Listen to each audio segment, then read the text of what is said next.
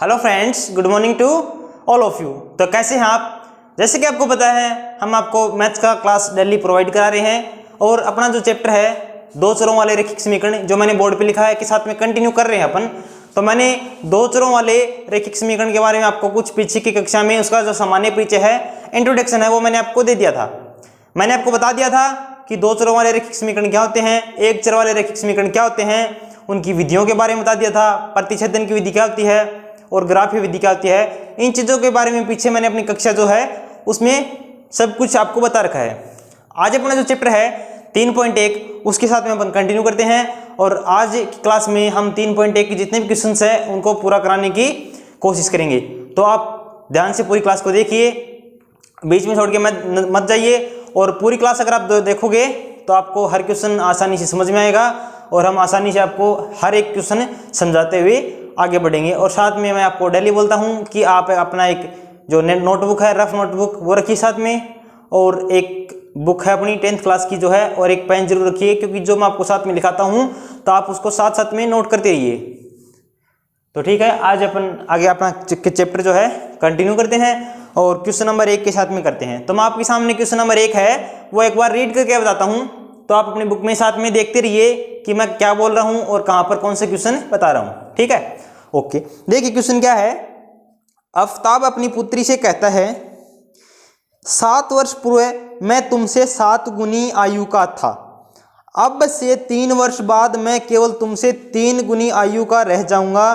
इस स्थिति को बीजगणितीय रूपीय और ग्राफीय रूप में सेट करना है। क्या कह रहा है आफ्ताब? देखिए क्वेश्चन में आफ्ताब अपनी पुत्री से कहता है कि 7 वर्ष पूर्व मैं तुमसे 7 गुनी आयु का था।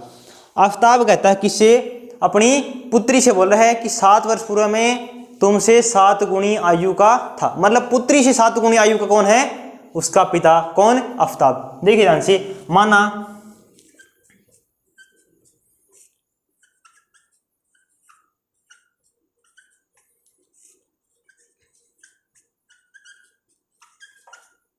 आफ्ताब की आयु जो है अपन ने मान लिया x वर्ष।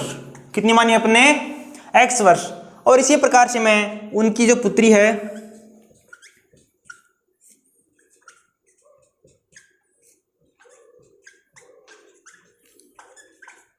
उनकी आयु जो है मान लेता हूं कितना? y वर्ष।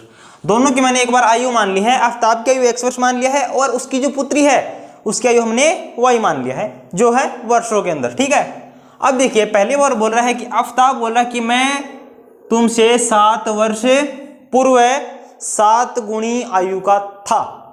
ये आयु है वर्तमान। अपन ने जो दोनों आयु मानी है वो दोनों आयु क्या है? वर्तमान। क्वेश्चन में बोला कि 7 वर्ष पूर्व, यानी मैं 7 वर्ष पीछे जाऊंगा, और 7 वर्ष अगर किसी संख्या से पीछे जाना है तो उसमें 7 घटाना पड़ेगा। तो मैं क्या करता हूं, दोनों संख्याओं में 7 वर्ष पीछे जाता हूं। तो 7 वर्ष पूर्व दोनों की आयु देखिए ध्यान से,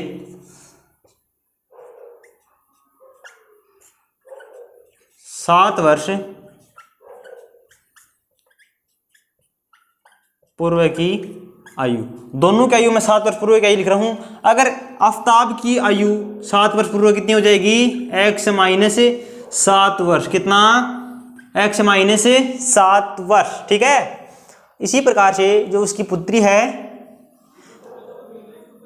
डॉटर है, उनकी जो है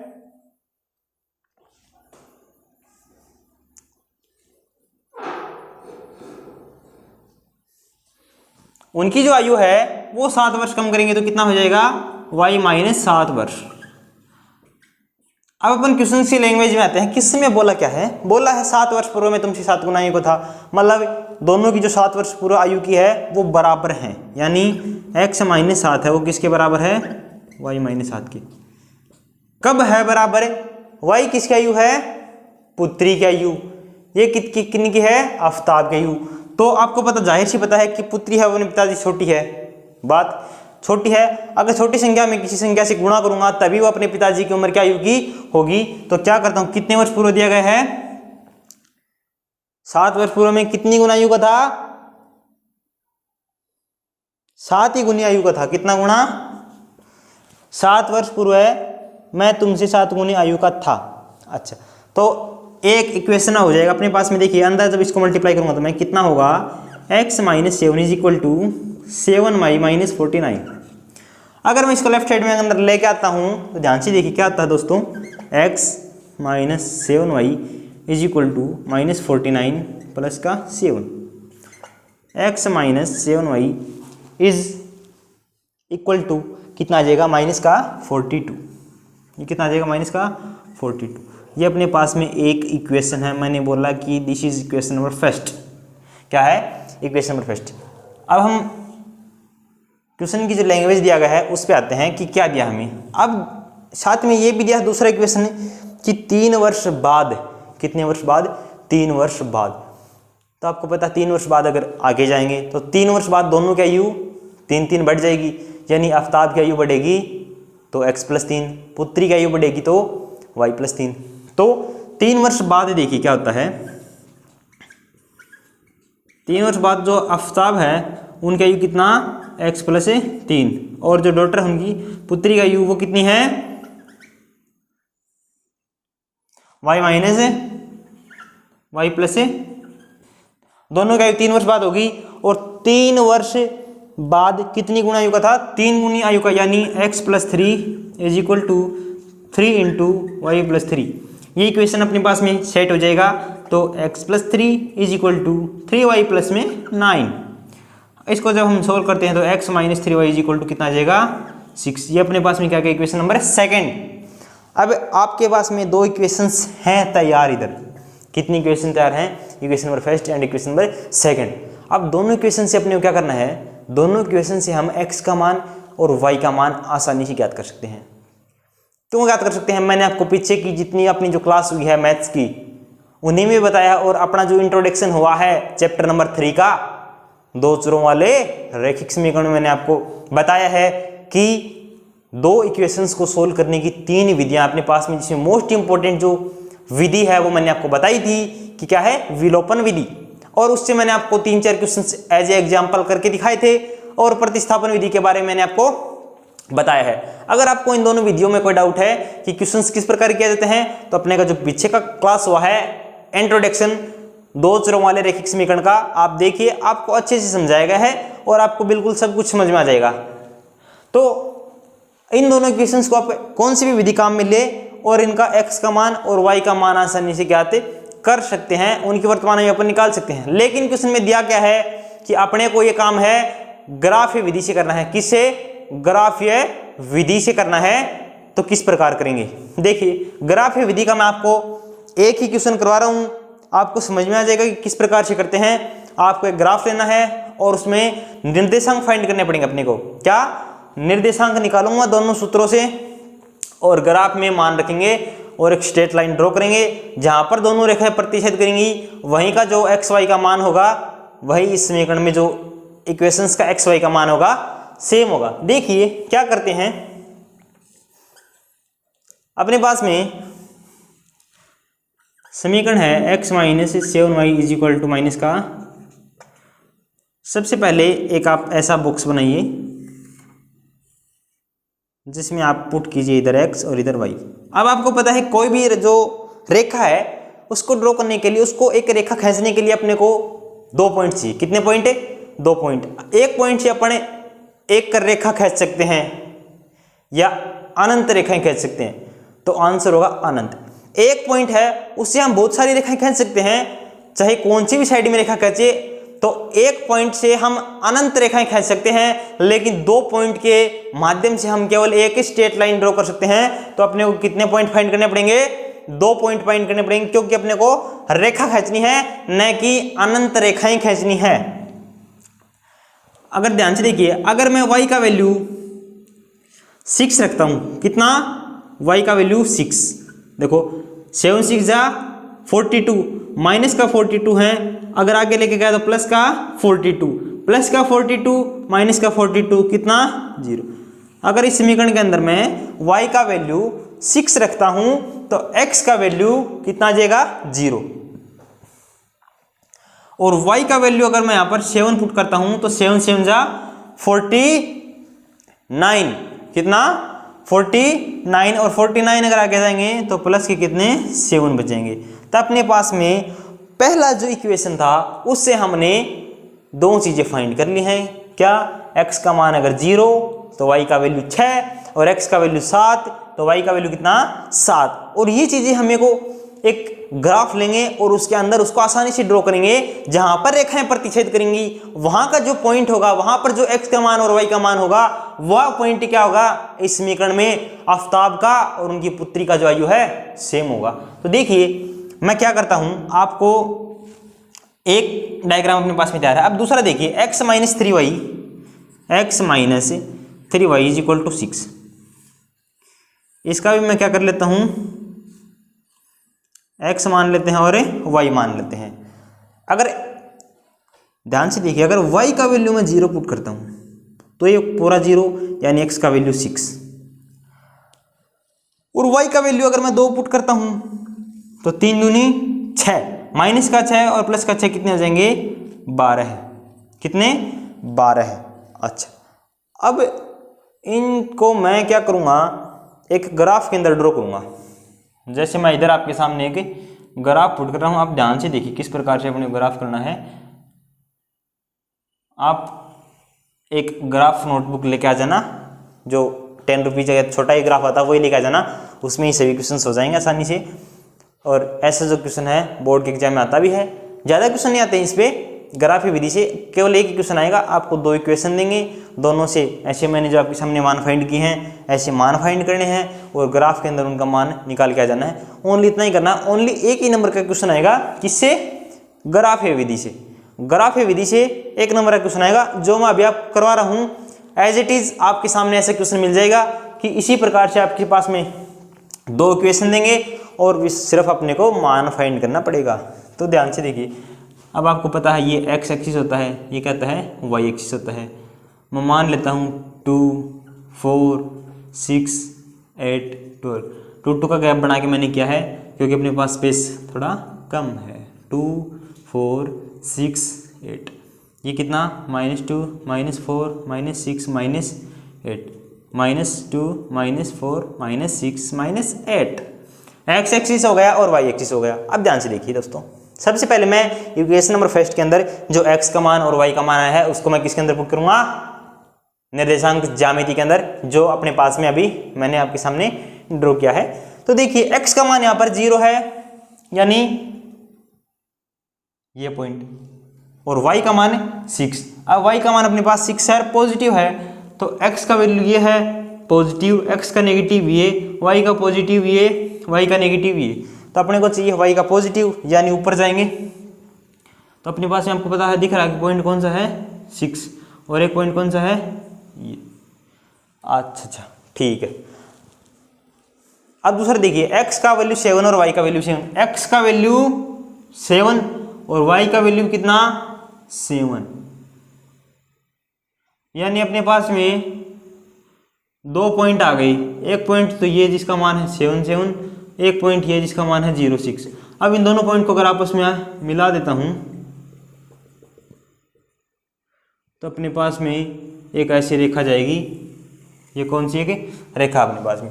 इसी प्रकार अगर दूसरी समीकरण के अंदर जो मान हैं उनको भी मैं ऐसी इस प्रकार से आगे ड्रॉ करता हूं तो दूसरी रेखा बनेगी। ध्यान से देखिए किस प्रकार, x का वैल्यू 6, y का वैल्यू 0, यानी ये पॉइंट है। सेकंड पॉइंट, x का वैल्यू 12 और y का वैल्यू 2। x का वैल्यू 12 और y का वैल्यू 2। तो एक रेखा आ जाएगी अपने पास में ये। इस प्रकार से एक रेखा जाएगी, और ये रेखाएं जो है दोस्तों आगे जाके एक पॉइंट पे दोनों को क्या करेंगी? प्रतिच्छेद करेंगी। और वो जो प्रतिच्छेद बिंदु होगा वही अपने को बताना है। वो जो प्रतिच्छेद कर ऐसी रेखा प्रतिच्छेद करेंगी तो इधर जो x का मान क्या है और y का मान क्या है ये अपने को बताना है। जो x का मान आएगा वो आफ्ताब की वर्तमान आयु हो जाएगी, और y का जो मान आएगा वो उनकी पुत्री की वर्तमान आयु हो जाएगी। ओके ठीक है। और आप इन दोनों को प्रति विलोपन भी रिसीव कर सकते हैं, जैसे कि अपने पास में है x minus 7y is equal to 42, x minus 3y is equal to 6। जब मैं समीकरण 1 में से समीकरण 2 माइनस करता हूँ आपको पता है विलोपन विधि में हमेशा माइनस करते हैं, तो x से x क्या हो जाएगा कैंसिल। अब माइनस का 3 और माइनस का 7 और प्लस का 3 कितने हो जाएंगे माइनस के 4y इज इक्वल टू 42 और 6 कितने हो जाएंगे 48। यहाँ से मैं y का वैल्यू अगर फाइंड करता हूँ कितना आ जाएगा 12, क्योंकि 12 4 जो कितना आता है 48, इसलिए y का जो वैल्यू अपने पास में वो कितना आ गया 12।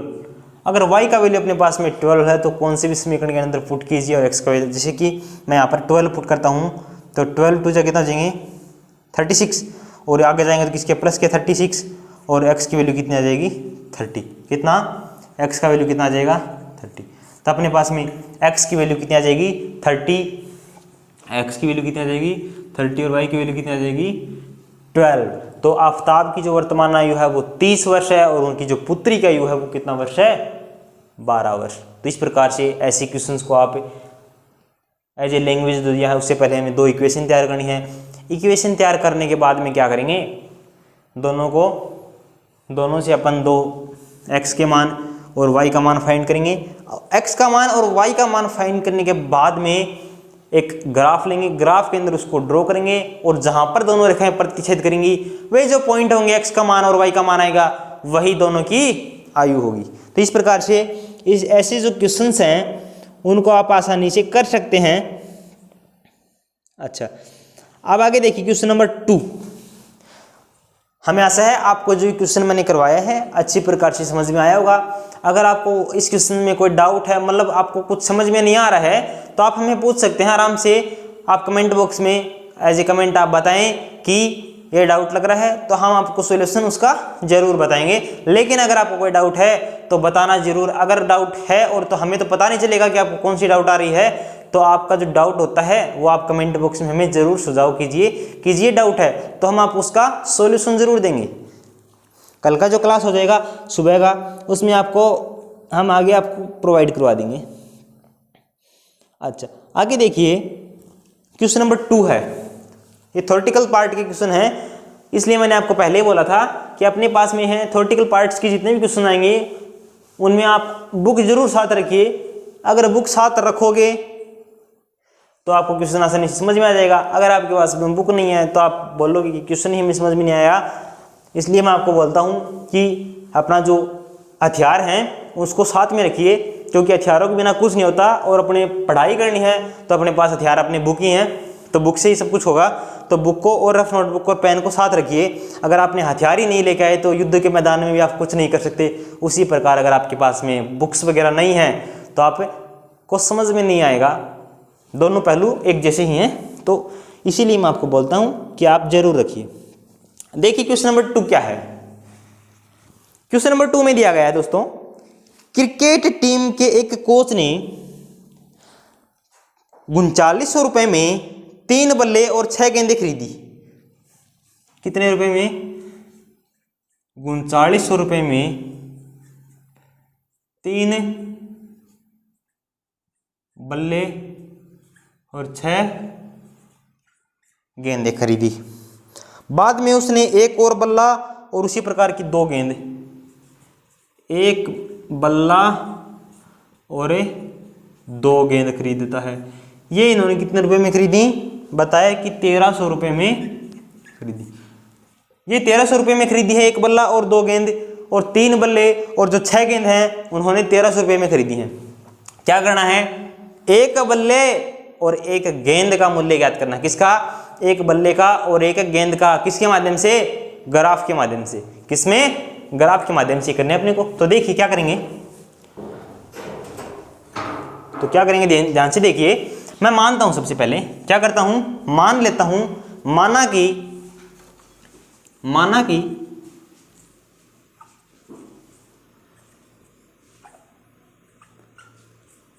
बल्ले की जो कीमत है वो x रुपीज है, और उसी प्रकार से अपने पास में अगर गेंद जो है, गेंद का जो मूल्य है वो मान लेता हूं मैं y रुपए। बल्ले का मूल्य होगा अपने पास में, और गेंद का मूल्य होगा, दोनों का रुपये अपने मान लिया है x और y मान लिया है। तो ध्यान से देखिए, अगर 3 बल्ले हैं तो इसका मूल्य टोटल कितना 3x, 6 गेंद हैं तो कितना 6y और टोटल कितना रुपए 39। ये कौन सा इक्वेशन नंबर फर्स्ट, ये अपन ने मान लिया है कि ये समीकरण नंबर 1 है, ठीक है। उसी प्रकार से एक गेंद का मूल्य y दिया गया है ना, तो अगर एक बल्ला है इसका मूल्य कितना हो जाएगा x प्लस 2 गेंदे हैं तो 2 गेंदे हैं, एक गेंद का मूल्य y है तो 2 गेंदों का कितना 2y इज इक्वल टू कितना दिया गया है 13। ये मान लिया इक्वेशन नंबर 2। अब आप बोलोगे कि आपने जोड़ा ही क्यों इन दोनों को, हम जोड़ेंगे क्यों, क्योंकि हमें दिया है एक गेंद और 2 बल्लों का टोटल मूल्य 1300 रुपये है। अगर टोटल दिया है तो दोनों को जोड़ना ही पड़ेगा, घटाएंगे कैसे कि कुल मूल्य दिया है और कुल के लिए दोनों को मैंने क्या किया है इधर ऐड किया आपके सामने। अब अपने पास में 2 इक्वेशंस तैयार हो गए अच्छी प्रकार से। कौन सी हैं 2 इक्वेशंस हैं, और दोनों इक्वेशन से हम क्या करेंगे मान ज्ञात करेंगे, किसका x का और y का मान। x का मान और y का मान किस प्रकार ज्ञात करते हैं वो मैंने आपको अभी पीछे का जो क्वेश्चन हुआ है उसमें ग्राफी विधि के माध्यम से आपको समझाया है। तो इस क्वेश्चन को भी हम सबसे पहले x का मान और y का मान ज्ञात करके एक ग्राफ का निर्माण करेंगे। तो ध्यान से देखिए, इस समीकरण के अंदर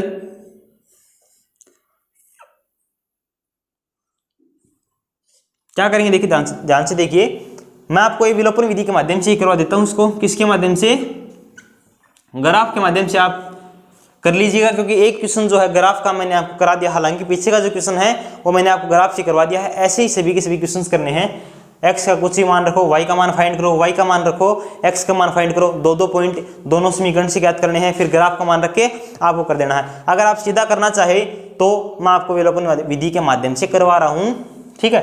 देखिए ध्यान से, दोनों जो समीकरण हैं उसमें x का मान बराबर नहीं है, न y का मान बराबर। मैंने आपको ये बताया जरूर था कि अगर हम किसी समीकरण को विलोपन विधि के माध्यम से हल कर रहे हैं तो उसमें या तो x का मान या y का मान, दोनों कौन सा मान तुल्य होना आवश्यक है। तो देखिए क्या करेंगे, अगर मैं मान लीजिए इस समीकरण को मल्टीप्लाई करता हूं कितने से 3 से, अगर मैं नीचे वाला जो समीकरण है इक्वेशन नंबर 2 को मैं 3 से मल्टीप्लाई कर देता हूं तो क्या दिक्कत होगी, कोई दिक्कत नहीं होगी। क्यों नहीं होगी, क्योंकि LHS और RHS दोनों पक्षों में 3 से गुणा कर रहा हूं, ना कि मैं एक पक्ष में गुणा कर रहा हूं। यह मैथ्स का रूल है कि अगर हमने एक साइड में किसी संख्या से गुणा कर दिया तो RHS दूसरी साइड में गुणा करना पड़ेगा। अगर दोनों साइड में गुणा है तो इसका मतलब समीकरण में न हमने कुछ जोड़ा न घटाया है, ओनली क्या किया है मल्टीप्लाई किया है, जो कि LHS और RHS दोनों में अच्छे प्रकार से किया है, ठीक है। तो मैंने 3 से मल्टीप्लाई इधर कर दिया और 3 से मल्टीप्लाई इधर कर दिया। मैंने दोनों साइड LHS और RHS इक्वल करने के लिए 3 से मल्टीप्लाई किया। इसको मैंने 3 से मल्टीप्लाई किया तो कितना हुआ ये 3x प्लस 6y,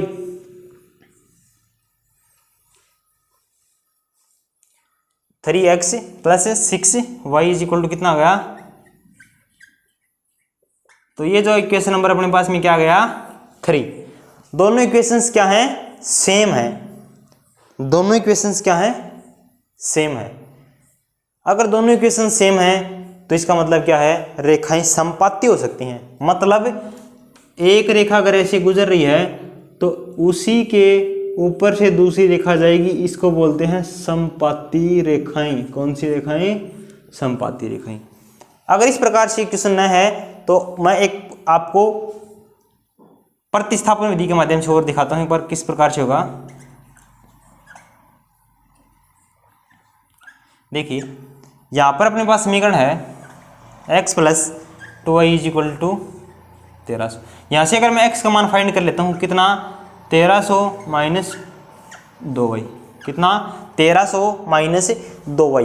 x का वैल्यू फाइंड करके समीकरण 1 में पुट कर देंगे तो क्या हो जाएगा 3। x का वैल्यू कितना 1300 minus 2y plus 6y is equal to 39।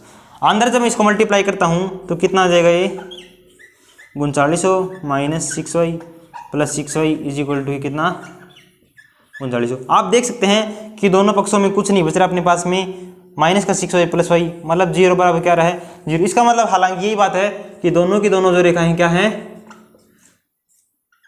समपाती हैं। आप इसको ग्राफ के माध्यम से कह सकते हैं। अगर आप इसका ग्राफ ही निरूपण करेंगे क्या करेंगे, इसका ग्राफ ही निरूपण करेंगे, तो ओनली एक ही स्ट्रेट रेखा खींची जाएगी इसमें, किसना, एक ही रेखा खींची जाएंगी, ना कि दो रेखाएं, क्योंकि दोनों के दोनों समीकरण एक ही हैं, दोनों के दोनों इक्वेशंस क्या हैं, एक ही हैं। इसलिए हम जब भी अगर इसमें का ग्राफ बनाएंगे तो एक ही रेखा इसमें ड्रॉ होगी, ना कि दूसरी रेखा।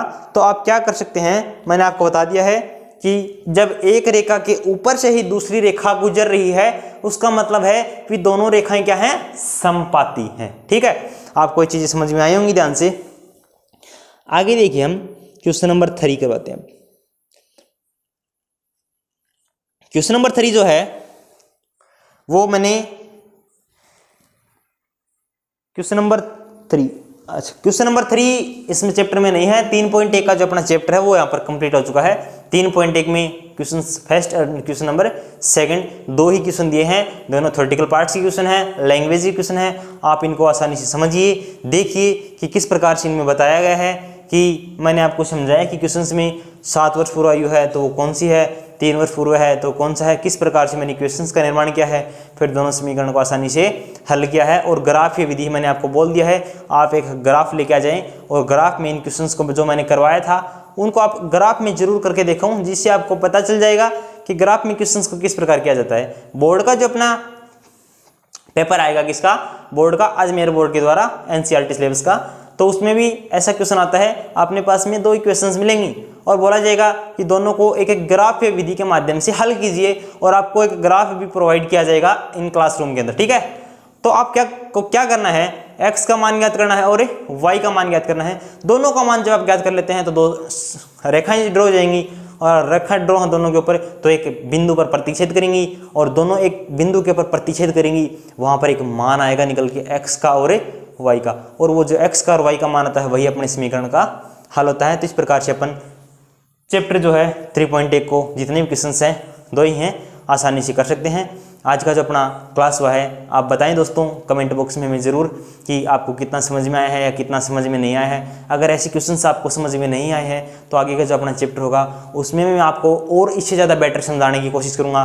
मैंने आपको अपना पूरा समझाने की सोचा है कि आपको अच्छे प्रकार से समझ में आ जाए। अगर आपको कोई दिक्कत या त्रुटि हो रही है अभी फिलहाल, तो आप कमेंट बॉक्स में हमें कमेंट करके ज़रूर रिकमेंड करें कि हमें जो त्रुटि हो रही है, तो हम आपका कल उसका सॉल्यूशंस और बेटर तरीके से कुछ ना कुछ ढूंढ के आपको ज़रूर कराएंगे।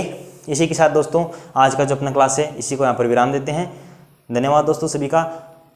और अपना जो गरीब रथ एजुकेशन परिवार है, इनको आप सपोर्ट कर रहे हैं, बहुत अच्छा सपोर्ट दे रहे हैं हमें, और आपसे अनुरोध है और भी ऐसा ही सपोर्ट आप हम पे बनाए रखें दोस्तों।